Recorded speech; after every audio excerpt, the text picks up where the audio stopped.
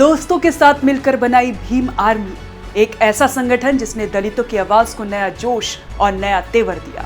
इसी आंदोलन से उभरा एक नाम जिसने सत्ता से सवाल करने का हौसला दिखाया, चंद्रशेखर आजाद उर्फ रावण। चंद्रशेखर रावण सिर्फ एक नाम नहीं बल्कि एक सोच है, युवा जोश, दलित स्वाभिमान और सामाजिक न्याय का प्रतीक। उन्होंने उन आवाजों को मंच दिया जिन्हें वर्षों तक दबाया गया था।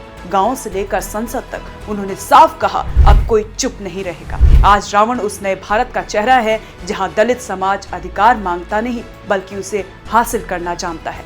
नगीना की धरती से सांसद बने चंद्रशेखर रावण अब सिर्फ एक नेता नहीं बल्कि एक आंदोलन की पहचान बन चुके हैं जो अन्याय के खिलाफ खड़ा है और बराबरी की लड़ाई लड़ रहा है। 3 दिसंबर 1986 को उत्तर प्रदेश के सहारनपुर जिले के धड़कौली गांव में जन्मे चंद्रशेखर आजाद ने अपनी शुरुआती पढ़ाई धड़कौली के प्राइमरी स्कूल से की।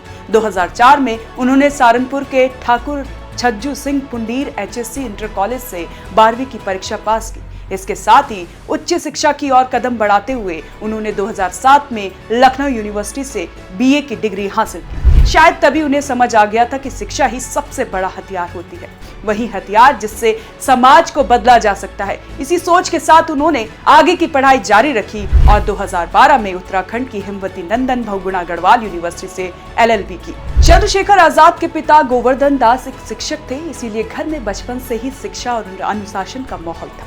परिवार के इसी संस्कार ने आजाद के भीतर ज्ञान और समाज सुधार की लौ चलाई। उनके 2 भाई हैं, बड़े भाई भरत सिंह और छोटे भाई कमल किशोर। तीनों भाइयों में चंद्रशेखर बचपन से ही सबसे ज्यादा सामाजिक मुद्दों पर बोलने वाले और सवाल करने वाले माने जाते थे। स्कूल और कॉलेज के दिनों से ही आजाद दलित अधिकारों और सामाजिक न्याय के सवालों पर सक्रिय रहे।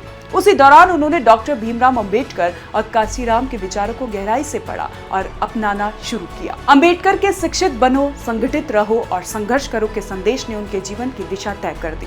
वह समझ गए थे कि बदलाव सिर्फ शिक्षा और संगठन के जरिए ही संभव है। चंद्रशेखर आजाद ने एक मीडिया चैनल को इंटरव्यू देते हुए बताया कि उनकी जीवन की एक घटना ने पूरे जीवन की दशा और दिशा बदल दी। वे कहते हैं, साल 2013-14 का वाक्य है जिसमें दलित समुदाय के एक बच्चे का सर फूट गया। इसके बाद मामला पुलिस तक पहुंचा, लेकिन पुलिस से कोई मदद नहीं मिली। हम लोग DIOS से लेकर जिले के तमाम नेताओं के पास भी मदद मांगने गए, कहीं कुछ नहीं हुआ। उल्टा दूसरे पक्ष के लोग हमें ही मारने की तैयारी करने लगे। तभी हमें लगा कि कमजोर आदमी का कोई साथी नहीं होता, ना पुलिस ना कोई और। कॉलेज की उसी लड़ाई से भीम आर्मी का जन्म हुआ। साल था 2014। इसी जज्बे को दिशा देते हुए चंद्रशेखर आजाद ने अपने 2 साथियों विनय रतन सिंह और सतीश कुमार के साथ मिलकर भीम आर्मी भारत एकता मिशन की स्थापना की। संगठन का मकसद था शिक्षा, संगठन और संघर्ष के माध्यम से दलित समाज को सशक्त बनाना। धीरे धीरे भीम आर्मी सिर्फ एक संगठन नहीं बल्कि एक आंदोलन बन गई, एक ऐसी मुहिम जिसने देश भर के युवाओं को अपने अधिकारों के लिए खड़े होने की प्रेरणा दी। यहीं से चंद्रशेखर आजाद का नाम पूरे उत्तर भारत में दलित प्रतिरोधी के लिए नए प्रतीक के रूप में गूंजने लगा और लोग उन्हें प्यार से बुलाने लगे रावण। साल 2015 में चंद्रशेखर आजाद पहली बार सुर्खियों में आए जब उन्होंने अपने गांव धड़कौली के बाहर एक बोर्ड लगाया जिस पर लिखा था, द ग्रेट चमार डॉक्टर भीमराव अंबेडकर, ग्राम धड़कौली आपका हार्दिक स्वागत करता है। ये सिर्फ एक बोर्ड नहीं था बल्कि पहचान और आत्मसम्मान का प्रतीक था। चंद्रशेखर रावण का उद्देश्य था कि समाज ये समझे कि अपनी जाति या पहचान पर गर्व करना शर्म की बात नहीं बल्कि सम्मान की निशानी है। हालांकि क्षेत्र के कुछ उच्च जाति के लोग ये कदम नागवार उनको गुजरा है। उन्हें ये दलित अस्मिता का सार्वजनिक प्रदर्शन बर्दाश्त नहीं हुआ। धीरे धीरे माहौल में तनाव बढ़ने लगा और इस घटना ने पूरे इलाके में बहस छेड़ दी। क्या दलित अपनी पहचान पर गर्व नहीं कर सकते? यहीं से चंद्रशेखर आजाद ने एक नई दिशा पकड़ ली। उन्होंने तय किया कि जब समाज को अपनी बराबरी की बात भी चुभती है तो असली लड़ाई अब सिर्फ शिक्षा या नौकरी की नहीं बल्कि स्वाभिमान और अस्तित्व की लड़ाई है। इस बोर्ड ने चंद्रशेखर आजाद को स्थानीय नेता से राष्ट्रीय स्तर का चेहरा बना दिया। वो चेहरा जो खुलकर कहता था, हम झुकेंगे नहीं, हम अपने हक के लिए डटकर खड़े रहेंगे। बस फिर क्या था, मई 2017 आया। उत्तर प्रदेश के सहारनपुर जिले के शबरीपुर गांव में दलितों और ठाकुरों के बीच जातीय संघर्ष और दंगे हुए। इस दौरान चंद्रशेखर की भूमिका पर सवाल उठे, उन पर हिंसा भड़काने और लोगों को उकसाने के आरोप लगे और उनके खिलाफ कई FIR दर्ज की गई। उन्हें गिरफ्तार किया गया और बाद में इलाहाबाद हाईकोर्ट से जमानत मिलने के बावजूद उत्तर प्रदेश सरकार ने उन पर राष्ट्रीय सुरक्षा कानून यानी कि NA से लगा दिया। इसके तहत उन्हें लगभग 16 महीने तक जेल में रहना पड़ा। रावण ने हार नहीं मानी और नागरिकता संशोधन अधिनियम यानी सीसीए और राष्ट्रीय नागरिक रजिस्टर यानी एनआरसी के विरोध में दिल्ली की जामा मस्जिद पर प्रदर्शन में हिस्सा लिया। इस विरोध के दौरान उन्हें गिरफ्तार किया गया और कुछ दिनों के लिए हिरासत में रखा गया था।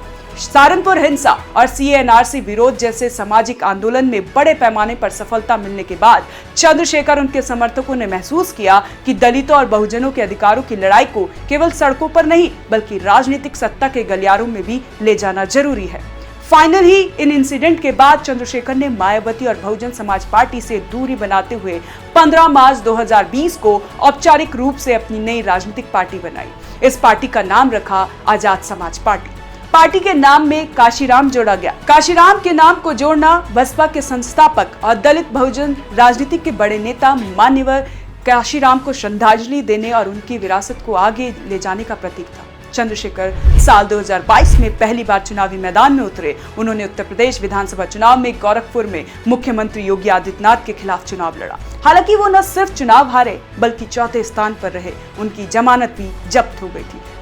समय आगे बढ़ता जा रहा था और चंद्रशेखर की छवि हर राजनेता और आम आदमी तक पहुंच रही थी। 2023 में उत्तर प्रदेश के देवबंद इलाके में उन पर जानलेवा हमला होता है।